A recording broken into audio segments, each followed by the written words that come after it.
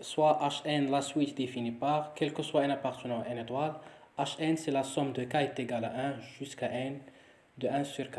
Première question, montrer que quel que soit n appartenant à n étoile, h de n moins Hn supérieur ou égal à 1 demi.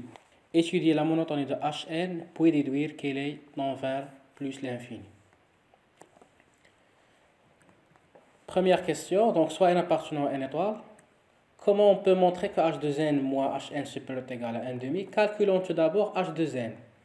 h de n, d'après la définition de h, c'est la somme de k est égal à 1 jusqu'à n de 1 sur k.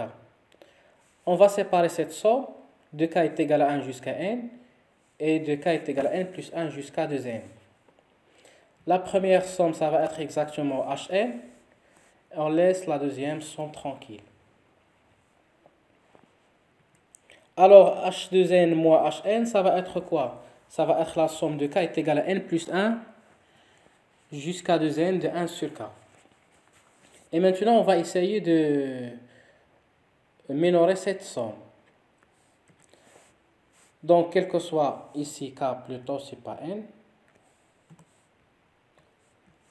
Quel que soit k appartenant à n plus 1 jusqu'à 2n, k inférieur ou égal à 2n. Alors 1 sur k, ça va être supérieur ou égal à 1 sur 2n.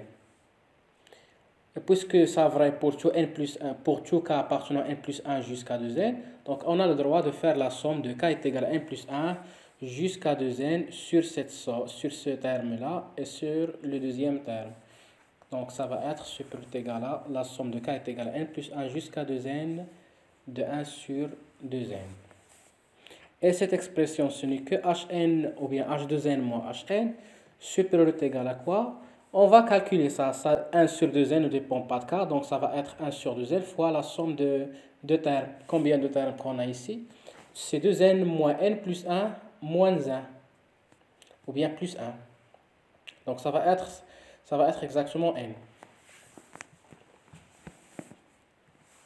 Alors, donc h de n moins Hn supérieur ou égal à 1 demi. Question 2. On va commencer par la monotonie de Hn. On a Hn plus 1, ça va être quoi? C'est la somme de k est égale à 1 jusqu'à n plus 1 de 1 sur k. On va faire la même chose, on va séparer cette somme. C'est la somme de k est égale à 1 jusqu'à n de 1 sur k, plus 1 sur n plus 1.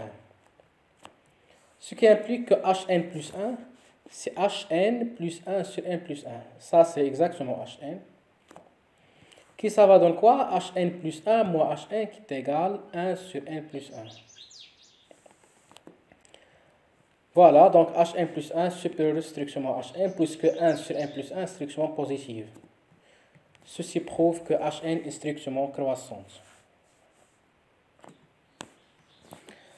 Hn tend vers plus l'infini. En effet, comme Hn est strictement croissante, alors on a deux cas. Parce qu'on sait que tout de suite croissante admet une limite, soit plus l'infini ou soit une limite finie. Voilà, donc la limite de Hn, ça va être plus l'infini ou bien est égal à L avec L dans R. Donc on va montrer que le deuxième cas est fausse.